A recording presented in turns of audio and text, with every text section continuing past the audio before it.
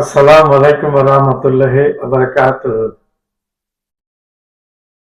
প্রসঙ্গ একটু বদলানো যাক, কি বলেন? ভারত ভাগ, পাঞ্জাব নিয়ে শিখদের খালিস্তান মুভমেন্ট নিয়ে আমরা কমবেশি সকলেই অবগত আছি। পাঞ্জাবের শিখেরা ভারত থেকে আলাদা হয়ে স্বাধীন খালিস্তান নামে একটি স্বাধীন দেশ করতে চায়। সেভেন সিস্টারও ভারত থেকে যেন আলাদা হয়ে যেতে চায়, কারণ যুগ যুগ ধরে ভারতের মূল ভূখণ্ডের সাথে থেকে এই সাতটি সিস্টার সব দিক থেকে এই সেভেন সিস্টার সব দিক থেকে বঞ্চিত হয়েছে। ভারতের সাথে থেকে এই সেভেন সিস্টার সব দিক দিয়ে বঞ্চিত হয়েছে।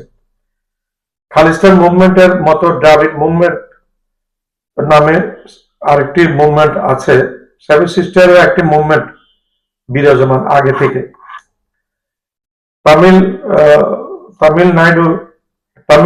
তামিলনাড়ুতে একজন এমপি সরাসরি,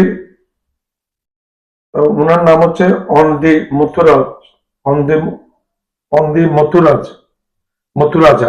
মথুরাজা মোদীকে সরাসরি হুমকি দিয়ে বলেছে স্টেট অটোনমি না দিলে আলাদা দেশ হিসেবে তারা আলাদা দেশ হিসেবে চলে যাওয়ার দাবি করবে। তাছাড়া ভারতের বিভিন্ন জায়গায় দুই বাংলা যে এক হবে এমন আলোচনা হয়েছে। দুই বাংলা বলতে পশ্চিমবাংলাকে সম্ভবত বোঝাচ্ছে এবং বাংলাদেশকে বোঝাচ্ছে। দ্রাবিড় নাড়ু বা দক্ষিণ ভারতে বিভক্তি নিয়ে আলোচনা করা যাক। এই আলোচনাটি হয়তো ভবিষ্যতে বেশি হবে বলে আশঙ্কা করা যাচ্ছে। উত্তর ভারতে বিজেপি বেশি সংখ্যক আসন পেলেও দক্ষিণ ভারতে বিজেপিকে মানুষ একদম পছন্দ করে না। দক্ষিণ ভারতে বাকি অঞ্চলগুলোর তুলনায় দক্ষিণ ভারতের বাকি অঞ্চলগুলোর তুলনায় অনেক বেশি সমৃদ্ধ। ভারতের দক্ষিণ অংশ থেকে 30% আয় আসে। দক্ষিণ ভারতের পয়সায় উন্নতি হচ্ছে উত্তর ভারত। এই ব্যাপারটা মানুষের মনে দিন দিন বেশি রেখাপাত করছে। এই শোষণটির ব্যাপারে মানুষের দৃষ্টিতে আসছে। ভবিষ্যতে দক্ষিণ ভারত আলাদা হতে পারে, এই আশঙ্কাও আছে। খালিস্তান মুভমেন্ট নিয়ে আলোচনা করা যাক। 1930 সালে অর্থাৎ ব্রিটিশ আমল থেকে শিখরা আলাদা